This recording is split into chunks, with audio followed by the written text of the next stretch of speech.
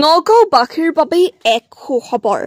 আপুনিও যদি brain stroke, paralysis, মূৰৰ বিষ, মিৰ্কি ব্ৰেইন টিউমাৰ, ব্ৰেইন টিভি, মূৰত পানী বাঢ়ি যোৱা, ডিঙিৰ বিষ, হাতৰ বিষ, হাত ভৰিৰ জিনজিননি, কঁকালৰ বিষ, ৰাজহাড়ৰ বিষ, ভৰিৰ বিষ, ডিস্ক হাৰ্নিয়া, হাত ভৰিৰ শক্তি নোপোৱা, ভৰি হাত কঁপা, নাৰ্ভৰ সমস্যা, মূৰত আঘাত পোৱা, মেৰুদণ্ডত আঘাত পোৱা আদি স্নায়ুজনিত কোনো সমস্যাত ভুগি আছে তেন্তে তেনে ৰোগৰ চিকিৎসাৰ বাবে নগাঁৱৰ বাহিৰলৈ যোৱাৰ প্ৰয়োজন নাই। সকলো সময়তে আপোনাৰ সেৱাৰ বাবে নগাঁও মেট্ৰ' হস্পিটেলত উপলব্ধ আছে এটা নিউৰো মেনেজমেণ্ট গোট।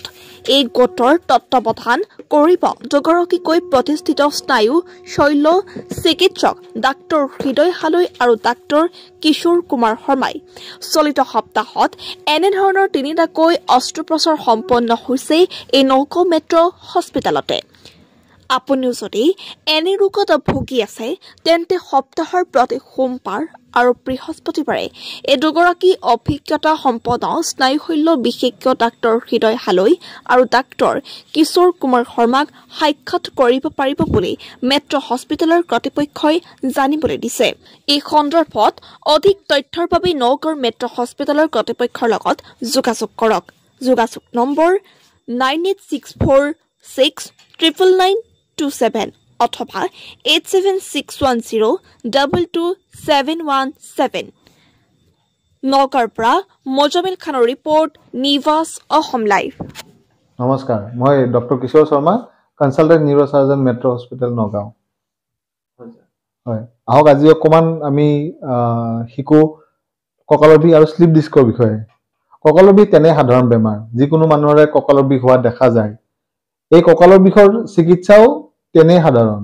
বেছিভাগ ক্ষেত্ৰতে কোনো চিকিৎসা, কোনো দৰৱ নোখোৱাকৈ কঁকালৰ বিষ ভাল কৰিব পাৰি। যেনে আপুনি কিছুমান বিশ্ৰাম লোৱা বা কিছুমান এক্সাৰচাইজ, ষ্ট্ৰেচিং এক্সাৰচাইজেছ কৰা বা আপোনাৰ অলপ গৰম পানী বা ঠাণ্ডা পানী সেক লোৱা ইত্যাদি কাম কৰিও কঁকালৰ বিষ সাময়িকভাৱে ভাল পাব পাৰে।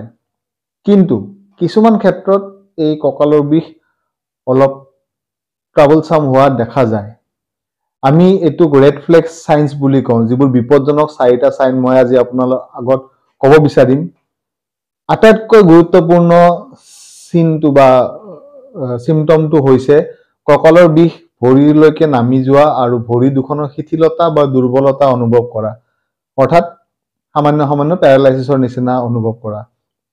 দ্বিতীয়টো হ'ল পেচাব বা পায়খানাৰ কষ্ট পোৱা বা পেচাব বন্ধ হৈ যোৱাটো। ই এক ধৰণৰ ইমাৰ্জেঞ্চি বুলি ক'লেও ভুল নহ'ব। তৃতীয়টো হ'ল যদি আপোনাৰ কঁকালৰ বিষ অত্যাধিক আৰু আপুনি বিশ্ৰাম কৰাৰ পাছতো যদি আপোনাৰ কঁকালৰ বিষ ভাল হোৱা নাই, তেতিয়াহ'লে আপুনি সোনকালে ডক্তৰৰ পৰামৰ্শ লোৱাটো একেবাৰে উচিত। আৰু চতুৰ্থ, আটাইতকৈ শেষৰ ৰেড ফ্লেগ চাইনটো হ'ল যে যদি কঁকালৰ বিষৰ লগত আপোনাৰ জ্বৰ বা কেইদিনমানৰ ভিতৰত হোৱা ওজনৰ হ্ৰাস ইত্যাদি যদি আছে, তেতিয়াহ'লে আপুনি এইটো চিন্তনীয় বিষয়। কঁকালৰ বিষৰ অপাৰেশ্যন কেতিয়া লাগে? এইটো এটা বহুত ডিবেটৰ বিষয়, তৰ্কৰ বিষয়।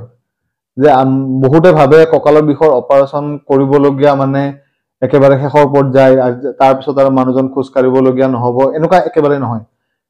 80% কঁকালৰ বিষে মেডিচিন বা এক্সাৰচাইজৰ জৰিয়তে ঠিক কৰিব পাৰি। অকল 20% মানুহকে অপাৰেশ্যনৰ দৰকাৰ। আৰু আজিকালি নতুন নতুন অত্যাধুনিক প্ৰযুক্তিৰ দ্বাৰা এই অপাৰেশ্যনবোৰ একেবাৰে সুকলমে বিপদমুক্তভাৱে কৰা যায়, যাৰ ফলত অপাৰেশ্যনৰ পাছত পেৰালাইচিছ হোৱা সংখ্যা তেনে নগণ্য। ইয়াত নগাঁও মেট্ৰ' হস্পিটেলত মই আৰু ডক্টৰ হৃদয় হালৈ আমি ইয়াত চিকিৎসা সেৱা দিবলৈ উপস্থিত আছোঁ। আৰু ইয়াত এনেকুৱা ধৰণৰ অস্ত্ৰোপচাৰ কৰিবলৈ, চাৰ্জাৰী কৰিবলৈও সকলোবোৰ সুব্যৱস্থা আছে।